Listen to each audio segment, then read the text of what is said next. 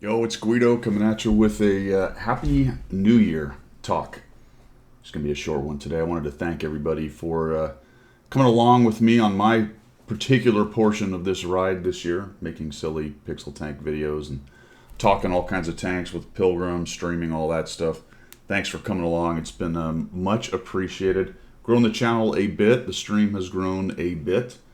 So we'll just keep on pressing on with that, see what we can do in 2022. Can you believe that? We stumbled out of the blocks a little bit here in the Guido family. Got a bit of a stomach bug that's sort of run through the family the last 2 or 3 days. I was flat on my back for about 24 hours. But we rallied, were able to have a bit of a get together for New Year's, and then now my wife seems to have a bit of it. So I don't. It might be the New Year's Day flu. I don't know. But anyway, it was a good year in terms of the channel and gaming and all that stuff. Obviously, it was a tough year for a lot of people in terms of, that thing and all the other shenanigans going on. But here's to a better 2022. I have my coffee. I have my mug. Once again, that says the problem with political jokes is that they get elected. That's all I'll say about that. And at least for the U.S. people, I'm talking about both of them. That's as close to politics as we can get. Like I said, hopefully 2022 is much better. Plans. That's a great question. Aren't you supposed to? You're supposed to do a retrospective of what happened in the past, and you're supposed to come up with plans in the future. And I think my plan is to just keep on keeping on with this. We're going to keep on doing coffee talk on Sunday. I'll keep on kicking out videos. I think I'm going to do some more partnership with Wargaming, so look for that stuff. As soon as I can actually get my computer, my new one, whatever it's going to be at this point, I got to wait for my refund, and then we'll start working on that. You guys have heard that whole story. Then I'm going to start working on expanding some things on the channel as far as production quality. We were starting to see that already, and things were rolling along, and then the computer crumped. So the stream should look better, the videos should look better, and have some more options there. One thing I do have kind of on my mind as something in the back of it that I want to do is learn a little bit about Photoshop so I can improve my thumbnails. Apparently thumbnails are everything on YouTube. I don't really believe it, but they have the analytics, and apparently that's what the pros say. So there you go. What do I know? I don't know a damn thing. I have, 2,500 followers now, something like that, on YouTube. There's some pretty cool analytics. We're going to talk about it actually on Sunday. I'll break down some of the numbers for you right there. Somewhere around 2,500 on YouTube. I'm at 2.48. So it would be cool to hit 3,000. We'll see what we can do as far as expanding the channel. I'm really feeling like at this point that we need to move in a slightly different direction. And we've already talked about this multiple times, and I still kind of go back to the bread and butter of reviewing and just commenting on videos. And I do appreciate the content, so keep it coming if you got something you think is interesting. Got a couple in the hopper actually that I quite like that you'll be seeing next week. But it seems to me that maybe I need to expand that out. The videos that did really well with Wargaming were more comparison videos of this tank or that tank or what's better or things like that. And I get a lot of good feedback on that because I think a lot of people are looking at some of those tanks going, all right, which one do I want to go for? I always kind of laugh to myself about that because the question of which one do I go for for me was always yes, all of them. But people don't have all the time in the world. They're not maybe going to make this their main game. They just want to know what's a cool tank to go to. So it takes all kinds, obviously. And if I can put a little information out there that helps them make their decision, makes them a little more informed, makes them maybe a little bit better at the game and enjoy the game a little bit better, that's kind of the direction I like to go. So as we partner with Wargaming, hopefully again, and they push, and I think that's where a lot of the views really come from. That their reach is just so much larger than mine. Once they push my video out, it just jumps from 120, 150, maybe 200 views to 500 to 1,000. That's basically every video they pushed has gone, I think, at least a minimum of 500 to up to 1,000. So we'll continue. That's a work in progress. Work the Photoshop thing so I can get the thumbnails looking a little bit better. The only thing for me with a lot of that stuff is time, because yes, you can make a really cool thumbnail. You can do a lot of editing and cuts and put little clever things in the video and have text come up and explosions and do whatever you want to do in the video, but that's all time. That's the hard stop in this little kind of niche cottage business thing here that I'm involved in. The way I do it, I kind of go bare bones, and I just try to make it more about what I'm talking about and letting the game speak for itself. And I think that probably only has so much reach, probably. And I'm not saying we're going to go out there and make these crazy videos and try to bring in, all the younger folks and stuff. But I still think, as I've mentioned multiple times, my seat's about to blow up here, that the older gamer set, it is largely an untapped, especially in terms of YouTube and Twitch, it is an untapped area. I don't know, maybe at this point, if they're all going to come to Twitch necessarily or YouTube. I think YouTube more than Twitch, because people can just cruise around YouTube and watch whatever they want. But I have seen a lot of people come to Twitch they're older. Obviously, this channel is full of older gamers, which I really like.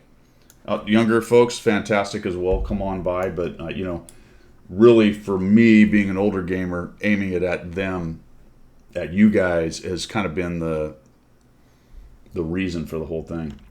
So check this out. I'll just go over these couple numbers. The channels with most viewers in common, and if you know anything about these guys, they're all relatively older. I don't really know. Actually, I don't know how old Quinnetic is, but I think he's 30s. Sorry, Quinnetic, if you're actually younger than that. Warchild Wins, who I know is somewhere near my age. Mr. Beetlebum, same thing. Quinnetic, already discussed. Old Man the Wise, which I don't think I've ever rated him. And since we have so many common people, I may start jumping over there and checking out Old Man the Wise. I think I've watched him once or twice.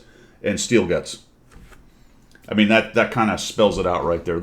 It says which channels have viewers in common with mine. And, between me and Warchild is 30%. There you have it. And I'm pretty sure all of them, with the possible exception of Quinnetic, who may be in his 20s for, I don't know. Apologies again to Quinnetic if he's actually 21 or something. But I think he's slightly older, maybe not 50 like I am, or above 50. But the rest of them I know are roughly my age or not very far off. I thought that was a kind of an interesting number right there. The analytics really break some things down that are very fascinating right there. All right. I didn't realize I have different emotes. Who did that? Did I? Huh. Never seen those. There's some emotes here I haven't seen. Some people have used them. Well, never mind. Anyway, I got off track. Happy New Year. 2022 is ahead. We're going to keep on trucking on. I'm going to try to expand some things. And that being said, and people have given me a lot of good ideas that I haven't been able to act on. Keep doing it. This time down in comments. If you have any ideas on things you want me to do, chuck it down there and I'll see what I can do. And I know I haven't reacted to a lot of them because a lot of times it's, hey, that's a great idea, but it's so time consuming. I can't get there from here. If I'm going to put a video out a day, then I have to do something that's not quite as time intensive. It may be that I start breaking it down to less videos per week. We'll see. I've tried that before, but I just really like putting one out for everybody. I think I get more negative comments about not putting out a video a day, but I may dial back on Saturday. And we've gone back and forth on this multiple times. As you know, I've always come back to doing it every day. But I think I may cut Saturday out just to give it a rest on Saturday. We have Sunday Coffee Talk, and then just 5 good videos during the week and call it good. Coffee Talk on Sunday. So as it has been, no video on Sunday, no video on Saturday. If I have something special I want to do on Saturday, like a different game or something, I think I'm going to, and I've done that a little bit in the past, so I really think I'm going to actually start doing that this year as a going-in game plan. We'll see what happens with first contact with the enemy, right? Every plan is changed by first contact kind of idea right there. Okay, break. Let's talk a little bit about this. The reason I am in my EU garage right here is I just wanted to show you guys that with the various gifts that Wargaming has been giving out, they've really kind of accelerated the small boxes to people, especially to free-to-play people, just with codes and things. It's catching everyone, right? Because anyone can put a code in. But I think it's really aimed at the free-to-play. I have got up to 38%, which I think is pretty reasonable, and I'm at Atmosphere 10. I have a decent amount of friends, but not a bunch. So I did get some good amount of boxes, but nothing like my NA account where they're just piling in. So I think it was a pretty good test for free-to-play. You'll see I've got 5 days. I did use some of the little bit of gold I had left right there from the gift way early in this account last year. I think I started in Christmas, somewhere around this time frame. And I bought 7 days, maybe around Christmas or a day after or something like that. Maybe the 24th, somewhere in there. And I've been kind of playing EU specifically. Played a little NA, but mostly EU. A lot of games for a casual. I would say I'm pretty much playing, I would say a lot of games. I haven't looked at the numbers. So it's not like I play an hour or two. So you do have to have some commitment. But that being said, I've been able to get to 38% in Atmosphere 10 with a free-to-play. Premium doesn't matter because it doesn't actually add any boxes, but it just makes it better, just makes it nicer to play. Other things I've done with the extra percent, plus you get a bunch of credit reserves out of the various Atmosphere bonuses and things, lots of good gifts.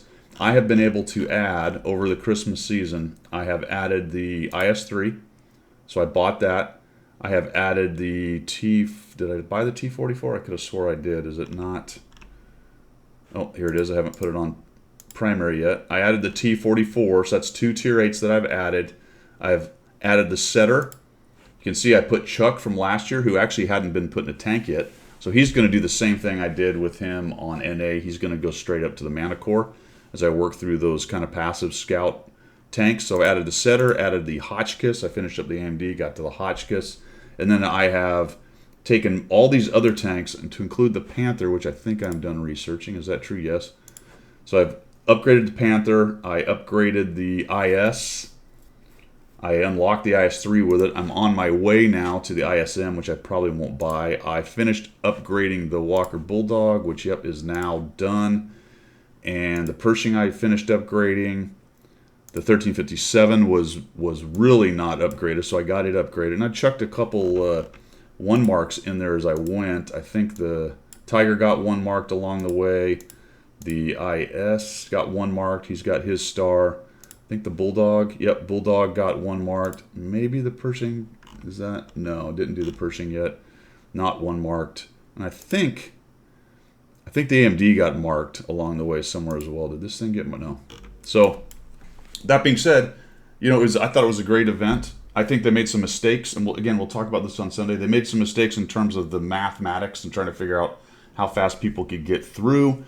I think they really kind of reacted to that from the player base pretty well. You can get mad at them for not seeing everything before. I tend to agree, but at the same time, some crap just gets through, man. So at least they reacted. For that, I'm going to give them props. And here I am sitting for the second half of Holiday Ops, goes into January, with a pretty good percentage.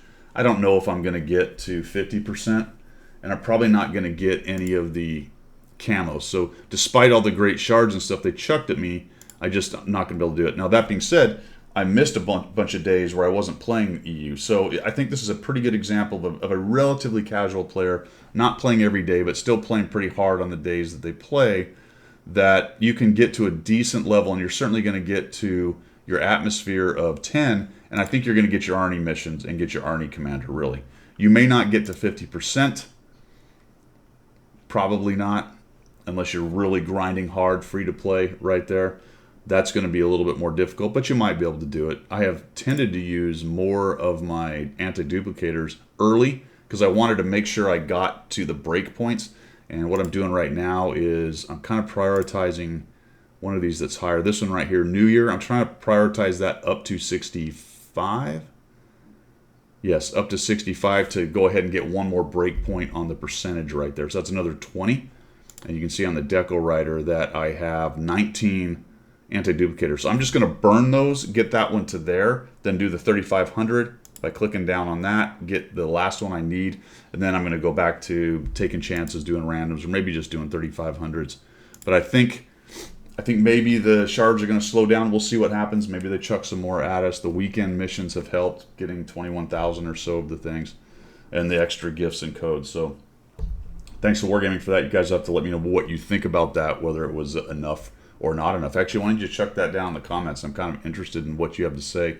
Did you like the way it was set up? Did you like the way Wargaming reacted? Are you necessarily mad? I know a lot of you are also people who pay for the large boxes. I would be the same person if I wasn't a CC on NA. I would be paying for it. I'm considering buying maybe some boxes at the end of it for this one, just for giggles, and then just to see what the opening looks like at the end of the year, the end of the event, with an EU box opening. We'll see what happens with that. That'll chuck me a few extra days of premium into the new year, and I can continue to kind of grind this account and see how it goes. So it has been enjoyable to have a goal. I'm doing the 100 Battle Challenge on NA, but it's been very enjoyable to have a kind of goal here on EU to grind tanks again. And I get down into some of these tanks I haven't touched for a long time. You know, well, I can go through all these at some point, but I ended up keeping tanks like the 3002D. It's just a fun tank. I didn't sell it. I'm like, oh man, that thing is so fun. The T150 I kept because it's a fun tank. What else down here? The M18, I went ahead and bought that. I don't even know if that's on the tech tree anymore. Is the stupid M18 on the tech tree anymore? I can't remember. Yes, okay. I thought it was one of those special vehicles, but it's still on the tech tree there. I kept that. Obviously, that's a fun tank, so lots of stuff. I kept the P43 TR because I quite like it as well. Also, just a small side note, which is really interesting, I have 30 slots on this account. There's so many slots given out as gifts and things. I can't even keep up with the slots. Now, at some point, if I become a collector and just keep every tank, then that's going to fill up pretty quickly. But for a free-to-play who's just kind of going down lines and selling stuff they may not play a lot and just kind of keeping a small garage as you grind, slots just don't really seem to be an issue. They just really don't. All right, that is it for my hello to 2022 kind of random babbling introduction.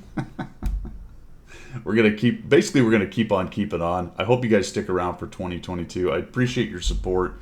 All the ways you can do so are down there in the description. I'm gonna work on expanding this, making things bigger. If you have any ideas to that extent or to that idea, obviously chuck them down there. We'll see what I can come up with. I do want to start working on some of these bigger ideas that people have had. One thing that's always been on the back burner is map guides, and I sort of had a fitful start of it maybe 2 years ago, and I probably did 5, 4 or something like that, and I never really got it going. But maybe I'll start working on those things again. Those are hard because every time I sit down and start talking about them, they expand into this hour-long discussion about the map. Where to go, when to go, where to take what, when to flex, when to move, what to look for. So I got to find a way to bring it down into some kind of bite-sized chunks. And that's always been a challenge for me because once I get talking about something, it can go on. The boy do go on. You do go on. All right, man. Thanks once again. How many times have I told you guys thanks? Not near damn enough. I'll tell you that right now. That's all I've got. Thanks for tuning in. See ya.